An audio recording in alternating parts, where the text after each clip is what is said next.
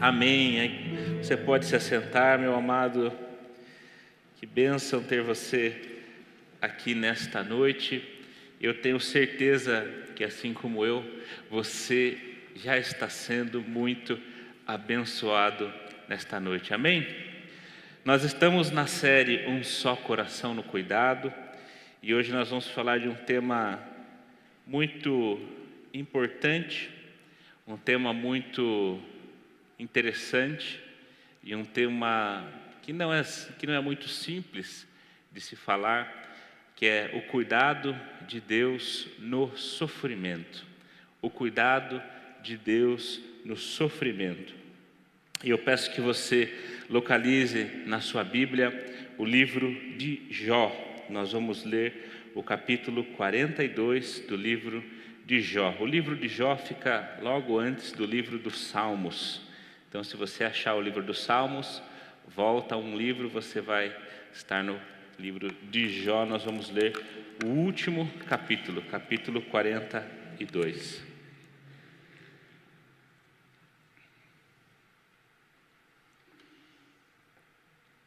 Um dos livros mais conhecidos da literatura mundial, diria eu pouco compreendido, mas muito conhecido, muito falado. Um dos tesouros que nós temos aqui na Bíblia, e eu quero ler com você este último capítulo de Jó, capítulo 42. Então Jó respondeu ao Senhor e disse: Bem sei que tudo podes, e nenhum dos teus planos pode ser frustrado. Tu perguntaste: quem é este que sem conhecimento encobre os meus planos? Na verdade, falei do que eu não entendia, coisas que são maravilhosas demais para mim, coisas que eu não conhecia. Disseste: escute, porque eu vou falar. Farei perguntas e você me responderá. Eu te conhecia só de ouvir, mas agora os meus olhos te veem. Por isso me abomino e me arrependo no pó e na cinza.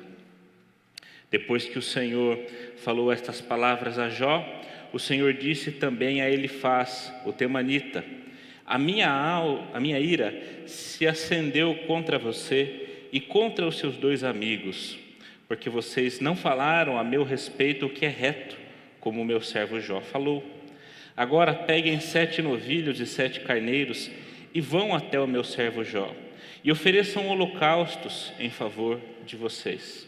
O meu servo Jó orará por vocês, e eu aceitarei a intercessão dele, para que eu não os trate segundo a falta de juízo de vocês, porque vocês não falaram a meu respeito o que é reto, como o meu servo Jó falou. Então Elifaz, o temanita, Bildade, o suíta, e Zofar, o naamatita, foram e fizeram o que o Senhor lhes havia ordenado, e o Senhor aceitou a oração de Jó. O Senhor restaurou a sorte de Jó quando este orou pelos seus amigos, e o Senhor lhe deu o dobro de tudo que tinha antes.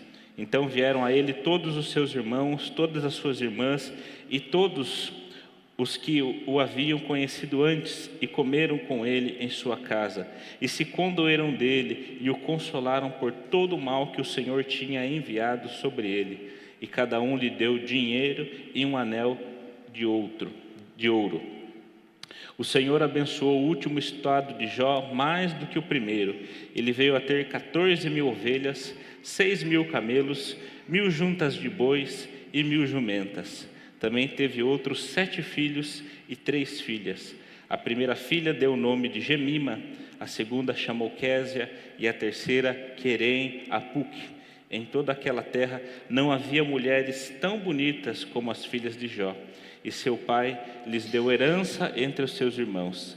Depois disto, Jó viveu mais 140 anos e viu os seus filhos e os filhos de seus filhos até a 4ª geração.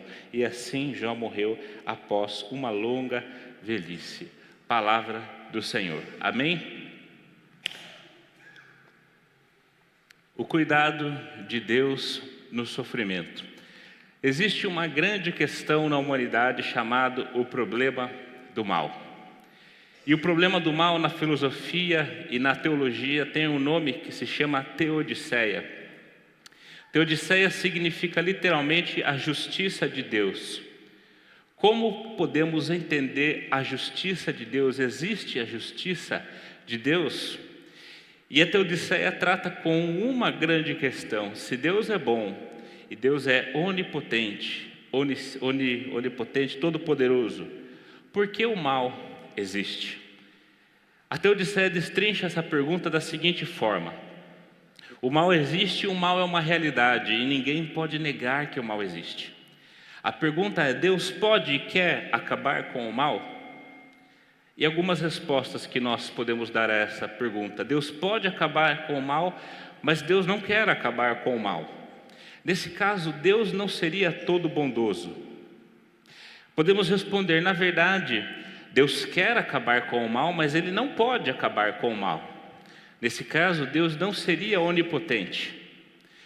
Podemos dizer que Deus não pode e Deus não quer acabar com o mal. É a pior das respostas. Neste caso, Deus não seria nem onipotente, nem todo amor e toda bondade. A única resposta satisfatória ao problema da Teodiceia é: Deus pode e quer acabar com o mal. E a pergunta que não quer calar: então por que Deus não o faz? Se Deus é onipotente, pode acabar com o mal, e Deus é puro amor e bondade, deseja acabar com o mal, por que o mal existe? E durante milênios da história da humanidade, muitas pessoas tentaram responder esta pergunta. Respostas pouquíssimo satisfatórias e respostas razoavelmente satisfatórias, mas que não resolveram o problema. E na nossa teologia, nas nossas maiores heranças, foram as respostas de Agostinho e de Calvino diante dessa questão. Agostinho diz: Deus pode e quer acabar com o mal, mas Deus permite que o mal exista para que um bem maior ocorra. Então Deus permite o mal visando um bem maior. O que é esse bem maior? Isso Agostinho não respondeu com muita clareza. O que é esse bem maior que Deus permite? Passando alguns séculos depois de Agostinho, nós temos Calvino e a teologia reformada da glória de Deus. E a resposta que Calvino trouxe é que este bem maior é a própria glória de Deus. Deus pode e quer acabar com o mal, mas Deus permite que o mal exista visando um bem maior. E esse bem maior é a sua própria glória. Nós, seres humanos finitos e limitados, nós olhamos as circunstâncias pontualmente. Nós enxergamos uma partezinha infinitesimal da equação. Aquele pontinho que nós não enxergamos aos nossos olhos não faz sentido. Mas quando nós vemos a equação como um todo, o resultado desse somatório de efeitos é: Deus foi glorificado. Então essa é a resposta que nós temos para esse problema. E é lógico que essa resposta não responde todas as nossas questões acerca do problema do mal. Por que o mal existe? E por que estou falando de Teodiceia, termos de sistemática, de filosofia? Porque quando nós entramos no livro de Jó, o livro de Jó é a grande Teodiceia do Antigo Testamento. O livro de Jó é o exemplo por excelência do problema do mal no Antigo Testamento. O livro de Jó trata sobre o sofrimento e a justiça divina. Como falar de justiça divina diante do sofrimento? Por que o justo sofre? Se você ler os primeiros capítulos do livro de Jó, você vai ver que o próprio Deus diz que não havia ninguém na terra tão bom quanto o seu servo Jó. Um homem bom, um homem reto, um homem temente a Deus. E passou por um sofrimento inenarrável durante esses 42 capítulos do livro de Jó. Um sofrimento terrível. A Bíblia diz que ele era o homem mais rico da terra. A Bíblia diz que ele tinha 7 filhos e 3 filhas, total de 10 filhos. E de uma hora para outra ele perdeu todos os seus bens, perdeu todos os seus filhos e perdeu por completo a sua saúde, a ponto de viver sentado no chão, se coçando com cacos de telha. O sofrimento de Jó foi tão grande que a Bíblia diz que a sua esposa não aguentava ficar perto dele, de tamanho era o mau cheiro que provinha dele por conta das suas doenças e das suas enfermidades. Perdeu bens, perdeu filhos, perdeu toda a sua saúde. Por que um homem tão bom que o próprio Deus diz que não há ninguém na terra como ele sofre desse jeito? E o livro de Jó, bem no seu centro, traz uma questão que é muito difícil lidarmos com ela. O capítulo 21, verso 7. Como é que os ímpios continuam vivos, envelhecem e ainda se tornam mais poderosos? Como é que coisas ruins acontecem com pessoas boas e coisas boas acontecem com pessoas ruins? Podemos falar de justiça divina nesse mundo? Existe justiça divina? E se existe, como funciona essa justiça divina? Deus, a partir do capítulo 38, entra em cena, fala para Jó. Nós vamos falar um pouco melhor sobre isso mais para frente. E nós entendemos que, na verdade, o grande tema do livro de Jó não é sobre o sofrimento e a justiça divina, mas o grande coração do livro de Jó é o relacionamento do ser humano com Deus durante o sofrimento. O relacionamento com Deus durante o sofrimento é a chave deste livro incrível, desta obra-prima que é o livro de Jó. E eu quero tratar com você de alguns aspectos dessa história. Nós não vamos falar sobre muitas curiosidades do livro de Jó. Isso vai ficar para a nossa escola dominical. Daqui a algumas semanas a gente já vai estar no livro de Jó e vamos poder destrinchar um pouco mais algumas questões interessantíssimas do livro de Jó. Mas eu quero me ater a esse sofrimento que Jó viveu e neste final, no último capítulo, terminando o seu sofrimento, a restauração do Senhor, o que nós podemos aprender sobre o cuidado de Deus para com cada um de nós durante o sofrimento. Em primeiro lugar, nós aprendemos com a história de Jó, que no sofrimento, Deus cuida de nós quando somos sinceros. Eu devo dizer que, como já mencionei, na verdade, que o livro de Jó é um dos livros mais conhecidos na literatura mundial, mas infelizmente pouco compreendido. Nós gostamos muito lá do capítulo 1 e 2 de Jó, quando Jó diz: o Senhor deu, o Senhor tomou, nu saí do ventre da minha mãe, nu voltarei, o Senhor deu, o Senhor tomou, bendito seja o nome do Senhor. Que lindo essas palavras de Jó. E nós chegamos aqui no final: bem sei que tudo podes, nenhum dos teus planos podem ser frustrados. Antes eu te conhecia só de ouvir falar, hoje os meus olhos te veem. E muitas vezes nós até queremos consolar as pessoas falando: olhe para Jó, veja essa fé tamanha de Jó, e essa fé tão grande de Jó. Pois bem, os 2 primeiros capítulos e o capítulo 42, e do capítulo 3 até o capítulo 41, e esse grande miolo de Jó, o que nós temos? Eu quero trazer alguns rápidos versículos para nós entendermos quais falas de Jó nós temos nesse livro. O que Jó falou para Deus? No capítulo 3, Jó amaldiçoa o dia do seu nascimento. Ele disse que gostaria de ser como um aborto oculto. Dessa forma, ele não existiria.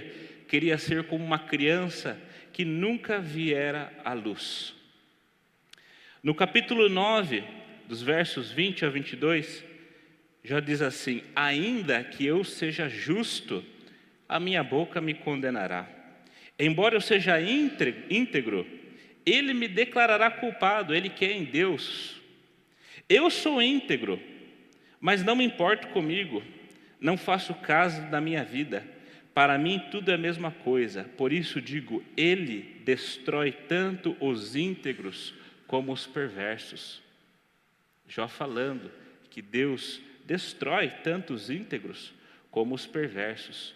Capítulo 16, verso 7, Deus diz para Jó: na verdade, esgotaste as minhas forças, tu, ó Deus, destruíste toda a minha família.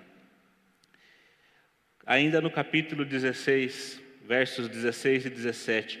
O meu rosto está vermelho de tanto chorar, e sobre as minhas pálpebras está a sombra da morte.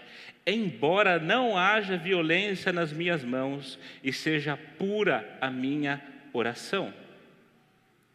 As falas de Jó são falas pesadíssimas e falas completamente questionadoras. Só que Deus, aqui no final do capítulo 42, Ele diz que tudo que Jó falou é reto. Deus reprova os amigos de Jó, nós vamos falar dos amigos daqui a pouquinho, e diz que os amigos de Jó não falaram o que era reto a respeito dele, como Jó falou. E nós pensamos em tudo que Jó falou no meio do livro, e Deus disse que aquilo é reto. Isso nos traz algo muito poderoso, meus irmãos. O que Deus quer e o que Deus considera reto da minha e da sua boca é a total sinceridade diante dele. Nós não podemos negligenciar o poder do lamento e da sinceridade diante de Deus. Jó não é o primeiro a fazer isso, não é o único a fazer isso. Nós temos nos Salmos inúmeros salmos de lamento, salmos em que o salmista estava em uma situação terrível, e o salmista brigava com Deus, dizendo: Senhor, o Senhor não vai fazer nada? Senhor, o Senhor está surdo, não está ouvindo a minha oração? Senhor, desse jeito eu vou morrer. E se eu morrer, quem vai perder é o Senhor, porque na cova quem vai te dar louvor? O Senhor vai agir ou não vai? Nós temos um livro na Bíblia chamado Lamentações. 5 capítulos de lamento, pranto e questionamento do porquê Jerusalém foi destruída.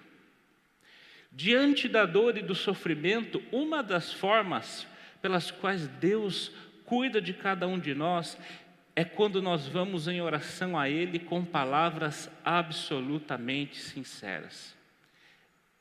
E eu preciso te dizer uma coisa: às vezes as nossas orações não são sinceras diante de Deus. Às vezes o nosso coração está profundamente triste, profundamente amargurado, e nós queremos fazer uma declaração de fé, uma confissão de fé na nossa oração, como se estivéssemos lendo um texto. Eu não posso blasfemar contra Deus. Quem sou eu para questionar Deus? E nós esquecemos que Deus já conhece todo o íntimo do nosso coração. Deus conhece tudo o que nós sentimos. A palavra nem me veio à boca, e tu, ó Deus, já sabe o que eu ia dizer, diz o salmista, Salmo 139. Não há nada no seu coração que fique oculto de Deus. Você que é pai sabe, muitas vezes, quando o seu filho não está sendo sincero. Sabe quando o seu filho está sentindo uma coisa, mas diz outra. E você, como um pai, gostaria da sinceridade do seu filho. Com Deus é a mesma coisa. Não importa o que nós estivermos sentindo, Deus quer a nossa total sinceridade diante dEle. Nada do que você vai falar para Deus, guarde isso no seu coração. Nada do que você vai falar para Deus vai escandalizar a Deus. Porque Deus já sabe o que está no seu coração.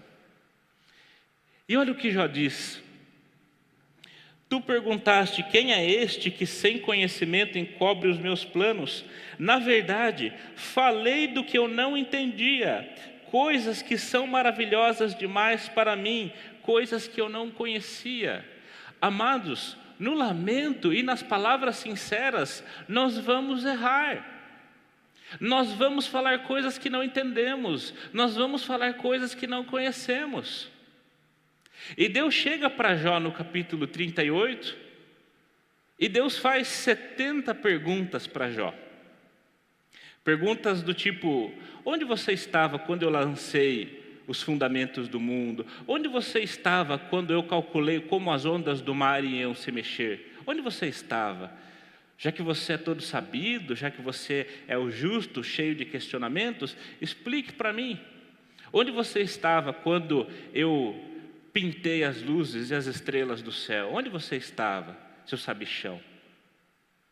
E Deus aparece a Jó e faz 70 perguntas. E nós sabemos que na Bíblia os números são simbólicos. Os números querem dizer coisas. E 70 é um número que significa completude. É o 7 maior, o 7 é a perfeição, 70 é o completo. Ou seja, as 70 perguntas em si não são a questão. A questão é que Deus tem questionamentos infindáveis e perfeitos, aos quais nenhum de nós poderia sequer tentar responder. Nós não precisamos nos preocupar em errar nas nossas orações. Nós precisamos nos preocupar com a nossa sinceridade. Porque ao final de tudo, experimentando o cuidado de Deus no sofrimento, nós podemos falar como Jó: Senhor, eu falei aquilo que eu não entendia. Eu falei o que parecia claro aos meus olhos, mas eu não tinha entendido nada, Senhor. E Deus olha para nós e fala: mas o que você falou foi reto diante de mim, porque você abriu o seu coração. Deus quer a nossa sinceridade. Em segundo lugar, no sofrimento, Deus cuida de nós através das pessoas. O que seria o livro de Jó sem a ilustre presença dos amigos de Jó? Nomes bonitos, né? Elifaz, Bildade, Zofar e Eliú. Eliú aparece só depois. Esses três primeiros tomam a cena. Veja o poder da amizade. No capítulo 2 ainda, versos 12 e 13. De longe, eles levantaram os olhos, eles os amigos de Jó, e não o reconheceram. Então ergueram a voz e choraram, e cada um, rasgando o seu manto, lançava pó ao ar sobre a cabeça. Sentaram-se com ele no chão durante 7 dias e 7 noites, e ninguém lhe disse uma só palavra, pois viam que a dor era muito grande. Os amigos de Jó vieram visitá-lo na sua angústia e na sua dor. Passaram 7 dias sentados ao lado de Jó, somente chorando com Jó, sem dizer uma palavra a Jó. Quando nós passamos por momentos difíceis, uma das principais ferramentas que Deus usa para cuidar de cada um de nós são as pessoas, são os nossos amigos. Jesus, quando passou por momentos de profunda tristeza, orando no jardim do Getsêmani, dizendo que a sua alma estava profundamente triste e tomada de pavor e de angústia. E Jesus chamou os seus amigos, Pedro, Tiago, João, falando: fiquem aqui comigo enquanto eu vou orar. Jesus não queria ficar sozinho na noite mais difícil da sua vida. Jó não ficou sozinho nos momentos mais difíceis da sua vida. Eu e você não precisamos e não devemos ficar sozinhos nos dias de angústia da nossa alma. Deus nos criou e nos fez com a necessidade de termos amigos e pessoas. Talvez você possa dizer: mas eu não tenho ninguém de confiança. Mas as pessoas são falhas. Mas as pessoas, elas não ajudam tanto assim como a gente pensa. Realmente, as pessoas são falhas. Jesus foi orar no Getsêmani e voltou, os seus amigos estavam dormindo. Falou para eles: vocês não conseguem ficar comigo nem uma hora. E voltava dormindo de novo, mas de novo dormindo, pela terceira vez, de novo vocês estão dormindo. Que belos amigos. E os amigos de Jó são maravilhosos até o capítulo 2.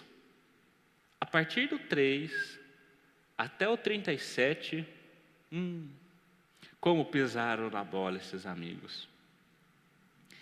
Enquanto houve silêncio na fala dos amigos de Jó, enquanto eles ficaram em silêncio chorando com Jó, foram uma bênção. Mas, eis que começam a falar, e eu quero trazer rapidamente uma fala de cada um deles. Elifaz falou o seguinte: segundo eu tenho visto, os que lavram a iniquidade e semeiam o mal, isso mesmo eles colhem. Jó, você está aqui sofrendo tudo isso, mas deixa eu te dizer, viu? Desde que o mundo é mundo, o que você planta, você colhe, viu? Alguma coisa ruim você deve ter feito. Bildade. Lembre-se que Jó perdeu 10 filhos. E Bildade diz: se os seus filhos pecaram contra Deus, também Deus os entregou ao poder da transgressão que cometeram. Você imagina um pai que acabou de perder 10 filhos, escutar de um amigo: os seus filhos devem ter pecado, e receberam conforme o mal que fizeram. Zofar, capítulo 11, do 13 ao 16. Se você dispuser o coração e estender as mãos para Deus, se lançar para longe a iniquidade de suas mãos e não permitir que a injustiça habite a sua tenda, então você levantará o seu rosto sem mácula, estará seguro e não temerá, pois você esquecerá os seus sofrimentos e só lembrará deles como águas passadas. Jó, faça alguma coisa, confesse logo. Você pecou, você deve ter feito alguma coisa. Pare de sofrer, mude de atitude, se arrependa e tudo isso vai passar. Mais para frente, Eliú chega, já estava na cena, mas começa a falar, capítulo 32, 17 e 19. Também eu, de minha parte, vou responder e darei a minha opinião.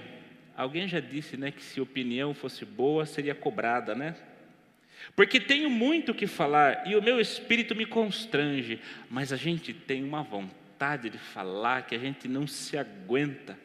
Eis que dentro de mim sou como vinho, sem respiradouro, com odres novos, prestes a arrebentar. Eu preciso falar, eu preciso dizer alguma coisa. E o que Jó fala aos seus amigos? Jó responde aos questionamentos desses amigos. Capítulo 13 ele diz: eis que os meus olhos viram tudo isso, e os meus ouvidos ouviram e entenderam. O que vocês sabem, eu também sei. Em nada sou inferior a vocês, mas falarei ao Todo-Poderoso e quero defender-me diante de Deus. Vocês, porém, cobrem a verdade com mentiras. Todos vocês são médicos que não valem nada. Quem dera vocês ficassem completamente calados, vocês poderiam passar por sábios. Até o tolo, quando está de boca fechada, é tido como sábio. No capítulo 16, Jó diz: tenho ouvido muitas coisas como estas que vocês estão me falando. Todos vocês são consoladores que só aumentam o meu sofrimento. Consoladores que aumentam o meu sofrimento. Capítulo 19: até quando vocês vão me atormentar e me esmagar com as suas palavras? E por fim, no capítulo 21, como então vocês querem me consolar com palavras vazias? Na resposta de vocês só há falsidade. O grande problema dos amigos de Jó é que eles estavam prontinhos para fazer teologia a respeito do sofrimento alheio. E nós precisamos entender, se as pessoas são ferramentas preciosas de Deus para o cuidado na hora do sofrimento, eu e você precisamos tomar cuidado com as nossas falas ao consolarmos pessoas que sofrem. Um amigo meu me contou uma vez que no velório de uma pessoa da sua família, eis que um pastor se levantou e disse que aquela pessoa tinha morrido porque certamente alguém estava em pecado na família. Se não tivesse pecado na família, aquela pessoa não morreria. Nós precisamos tomar muito cuidado quando nós vamos consolar aqueles que sofrem. Deus reprova os amigos de Jó. Porque Deus reprova, e preste atenção nisso que eu vou dizer. Há muita verdade nas falas dos amigos de Jó. As falas dos amigos de Jó não são falas mentirosas. Mas Deus reprova teologias desprovidas de vida. Fazer teologia com o sofrimento alheio, sem olhar para a vida que sofre, é algo reprovável diante de Deus. A verdade dita sem amor é tão errado quanto a mentira. Verdade dita sem amor é tão pecaminoso quanto a mentira. Estava lendo um livro a respeito de maternidade, né? Estou precisando me informar sobre esses assuntos agora. E a autora do livro conta, antes de entrar nas questões dos cuidados com o bebê, com a criança, ela conta um pouco da sua história com a luta contra a infertilidade. Os problemas para engravidar, os anos que ela tentou engravidar e não conseguiu. E tem uma parte do livro que eu achei de uma preciosidade sem igual. Ela diz assim: o que não dizer para um casal que sofre de infertilidade. E ela quero trazer apenas algumas coisas.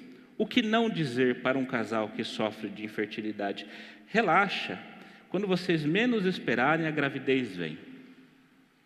Nunca diga isso para um casal que está tentando engravidar e não consegue. Vocês ainda são muito novos, nem se preocupem com isso agora. Você não sabe se no coração da pessoa ela já se sente completamente pronta para isso. Aproveite a liberdade de ainda não ter filhos. Filho dá trabalho, você nem imagina, aproveite agora, durma bastante. Reclamar sobre problemas com a própria gestação ou com os próprios filhos. Dizer para uma pessoa que sofre de infertilidade, que não consegue engravidar, e reclamar o quanto a gestação é difícil, ou o quanto os bebês, as crianças dão trabalho, é algo altamente doloroso de se ouvir. Quebra de confidencialidade, contar e espalhar coisas que foram confidenciadas. Perguntas íntimas do tipo: por que vocês não adotam? Como se fossem coisas absolutamente equivalentes. E dentre outras coisas. E ela dizia: o que falar? Primeiramente, ouvir, ter empatia. E algumas coisas: sinto muito que você esteja enfrentando tudo isso. Estou orando por você. Estou junto com você nessa luta. Conte comigo. São coisas que essa pessoa ouviu e fez muito bem nos dias de sofrimento. Tenhamos cuidado com a nossa fala diante das pessoas que sofrem. Deus pode nos usar como instrumentos valiosos de consolo, e eu tenho visto muito isso, já escutei muito isso em velórios, pessoas ali chorando pela perda de alguém, dizendo o quanto as palavras, o quanto o abraço das pessoas foi instrumento de Deus para o consolo. Não vamos desperdiçar essa ferramenta importante que Deus nos deu. Por último, falamos que Deus quer nossa sinceridade, que Deus usa as pessoas para cuidar de cada um de nós no sofrimento, e por último, no sofrimento, Deus cuida de nós, apesar das nossas cicatrizes. Perceba que quando Deus aparece em cena, nenhuma das perguntas de Jó é respondida. A pergunta do livro de Jó, do porquê o justo sofre, não é respondida por Deus. Só que, diante da glória de Deus e diante da presença de Deus, os questionamentos a respeito do sofrimento, eles ficam de lado. À medida que temos mais contato com a glória de Deus, menos interessados nós ficamos em responder os dilemas da vida humana. Deus aparece a Jó. E diante da glória de Deus, das perguntas não respondidas, Jó diz essa frase: eu te conhecia só de ouvir, mas agora os meus olhos te veem. O sofrimento, meus amados, é algo duro, difícil, incompreendido e que traz muitas cicatrizes à nossa vida. Se você já se machucou ou como eu, caiu de bicicleta várias vezes e tem o joelho bem raladinho, com muitas cicatrizes, você sabe o que é olhar para um machucado e lembrar de uma dor, de um acidente, sabe o que é lembrar de um momento difícil.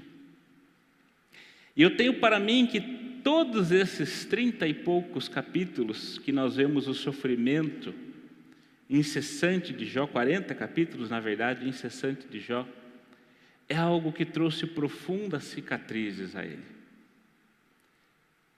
Deus não aparece, Jó fica maravilhado e as coisas se resolvem, se transformam.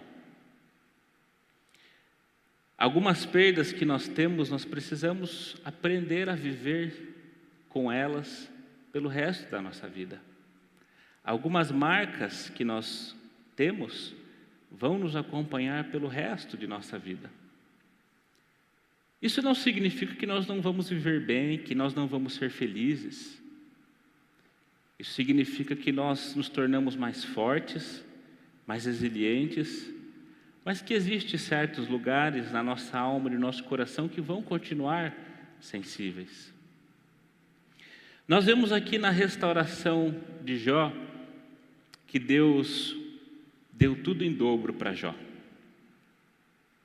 Deus deu todos os animais, todas as riquezas que Jó tinha perdido em dobro. Só que nós vimos que Jó tinha 10 filhos, 7 homens e 3 mulheres. E Deus deu para Jó 10 filhos no final. 7 homens e 10 mulheres. Por que Deus não deu 20 filhos para Jó no final? Porque Jó tinha 10 filhos antes, perdeu esses 10 filhos, e no final Deus deu os mesmos 10 filhos para Jó. Essa pergunta do porquê Deus multiplicou tudo para Jó, mas não multiplicou seus filhos, tem trazido uma pulga atrás da orelha no estudo dos teólogos há milênios. E eu tenho para mim que tem certas coisas que Deus coloca na Bíblia de propósito para aprofundar a nossa reflexão e o nosso relacionamento com Ele. Eu quero finalizar e dar o meu entendimento sobre essa questão da restauração de Jó, contando um breve testemunho para você. Eu peço que você ouça com carinho e que isso sirva de alguma forma para a identificação. Cada um tem a sua história, a sua é diferente da minha, melhor, pior, cada um tem seus desafios, mas eu quero te dizer como eu entendo essa restauração dos filhos de Jó. Esse é o meu filho, meu bebê, meu príncipe, o Daniel, no dia exato em que ele nasceu, dia 8 de julho deste ano. Essa foto é da maternidade, e se você olhar bem para ele, você vai ver que ele está com uma roupinha linda. Ele está com um macacãozinho, um body amarelinho, uma calcinha amarelinha, com desenho de pato, não dá para ver, mas é a coisa mais linda. Essa foi a primeira roupinha que o Daniel usou. Não foi de propósito, foi meio ao acaso, né? Que ele colocou essa primeira roupinha, que nós colocamos essa primeira roupinha. Foi depois de tirar a foto que eu fui me dar conta. Essa primeira roupinha do Daniel, eu tenho ela desde 2020. Essa primeira roupinha, na verdade, foi a primeira roupinha que eu ganhei. Mas essa primeira roupinha não foi dada de presente ao Daniel. Essa primeira roupinha foi dada de presente a um irmãozinho ou uma irmãzinha do Daniel, que nós esperamos lá em 2020, da nossa primeira gestação, e nós perdemos este bebê. E sem pensar muito, quando eu percebi, a primeira roupa que o Daniel estava usando foi justamente esta primeira roupinha que eu ganhei da minha mãe. Em 2020, quando nós engravidamos pela primeira vez, foi um motivo de festa absoluta, porque nós já estávamos há 1 ano e meio, mais ou menos, tentando engravidar. E quando eu recebi a notícia, eu fiquei profundamente feliz, compartilhei com a família, compartilhei com os amigos. Minha mãe prontamente me comprou de presente uma roupinha. E a Lu, naquela ocasião, foi para uma viagem de trabalho, estava numa cidade chamada Piracaia, no final de semana, e mais ou menos 5 horas da manhã ela me liga dizendo que estava indo de SAMU para Bragança Paulista, porque não tinha hospital na cidade, estava com sangramento intenso e tínhamos perdido o nosso primeiro bebê. Eu saí correndo de casa, viajei até Bragança, e a cena que eu encontrei lá, quando eu entrei no hospital, a Lu em lágrimas, com avental no hospital, com soro na veia, e as lágrimas nos olhos, sabe, com a notícia que nós tínhamos perdido essa gestação. Esta cena de encontrar a Lu no hospital nunca mais saiu da minha mente. É uma foto printada, tatuada, gravada no meu coração que eu nunca mais esqueci. E eu lembro que quando voltamos para casa, eu peguei essa roupinha, que hoje é do Daniel, chorei mais uma vez, beijei a roupinha, dobrei e guardei na mala e coloquei no armário. 1 ano depois, em 2021, a Lu preparou uma surpresa para mim, coisa mais linda do mundo, e tinha um bilhetinho na surpresa: vamos tentar de novo, e um teste positivo de gravidez. Não vou me delongar muito, mas nós também perdemos essa segunda gestação. No dia em que eu estava sendo licenciado no presbitério, enquanto o presbitério se reuniu e orou por mim, confirmando a minha licenciatura, naquele momento a Lu, sentada no banco, teve que correr para o banheiro, teve um sangramento, fomos para o hospital, tínhamos perdido a nossa segunda gestação. Alguns meses depois, em 2022, para nossa completa surpresa, nós engravidamos de novo pela 3ª vez. Não vou entrar em detalhes, mas foi uma gravidez que nos deixou tensos desde o começo, porque nós sabíamos do risco. E depois de muita oração, depois de muito consolo de Deus e depois de muitas palavras que li, que recebi, entendi, eu tinha convicção de que aquela 3ª gestação, nós finalmente iríamos carregar o nosso bebê no colo. E pela 3ª vez, nós sofremos um 3º aborto. Essa 3ª perda, amados, ela simplesmente me destruiu, acabou comigo. Ela me deixou em depressão, me deixou sem vontade de sair de casa. Eu vinha para a igreja, às vezes até pregava, eu chegava em casa e eu me acabava de chorar, porque eu estava com a minha alma profundamente triste. E Deus, pela sua infinita bondade e misericórdia, mesmo eu questionando se sequer havia alguém ouvindo as minhas orações, Deus trabalhou no meu coração, e num longo processo que levou mais de 1 ano, através de amigos, através de igrejas, através de palavras e através de um profundo redescobrir da espiritualidade contemplativa, como eu compartilhei no domingo passado, Deus me restaurou e voltou a colocar alegria na minha vida e na minha casa. E hoje nós temos a bênção de carregar nosso filhinho no colo. E eu estou dizendo isso para vocês porque tem certas coisas que não são matemática e não são substituídas. Eu digo para vocês que estou vivendo os melhores 30 dias, 40 dias da minha vida. Estamos no céu com o Daniel em casa. E hoje, quando eu cheguei da manhã, a Lu tinha me preparado uma surpresa de Dia dos Pais, deu um presente lindo e uma cartinha maravilhosa, me fez chorar. E na assinatura da carta estava: Lu, Daniel e os seus 3 anjinhos. Nós podemos pensar que Deus não multiplicou os filhos de Jó, mas na verdade Deus multiplicou os filhos de Jó. Jó tinha 10 filhos e ficou com 20 filhos no final, mesmo tendo somente 10 no convívio com ele. Nós não sabemos explicar o porquê. Em 42 capítulos de Jó, nós não entendemos o porquê de algumas coisas acontecerem. Mas nós temos na palavra do Senhor que quando ainda éramos substância informe dentro do ventre da nossa mãe, os olhos do Senhor já tinham nos visto e já tinham contado os nossos dias. Essas coisas, meus amados, marcam a nossa vida. Cicatrizes que nós vamos viver com elas a vida toda. E eu insisto, isso não vai nos impedir de viver com o sorriso no rosto. Estamos vivendo o momento mais feliz da nossa vida. Mesmo que as cicatrizes de 3 bebezinhos que nós nunca soubemos o nome, que nós nunca carregamos no colo. Aliás, depois, fazendo terapia, eu fui entender que o aborto é o luto da expectativa. É o luto de um choro que nós nunca ouvimos, é o luto de um colinho que nós nunca carregamos, é o luto de um bebê que nós nunca conseguimos chamar pelo nome. Nós carregamos essas cicatrizes. Isso não nos impede de viver felizes.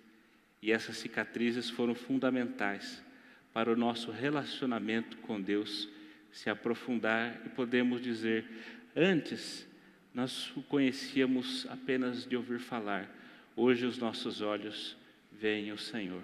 Essa é a nossa história e eu compartilho aqui com muito respeito. Se isso não faz sentido para você, fique com a primeira parte da pregação. E é para te inspirar a pensar na sua história.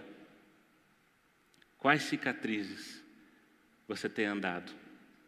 Quais cicatrizes têm feito o seu relacionamento com Deus se aprofundar? E eu volto ao que eu disse lá no início para encerrar. Este livro de Jó não é a respeito da pergunta por que o justo sofre. Mas este livro, à luz do sofrimento deste homem, é para nós nos identificarmos e nós entendermos como Deus se revela a cada um de nós em dias de profundo sofrimento.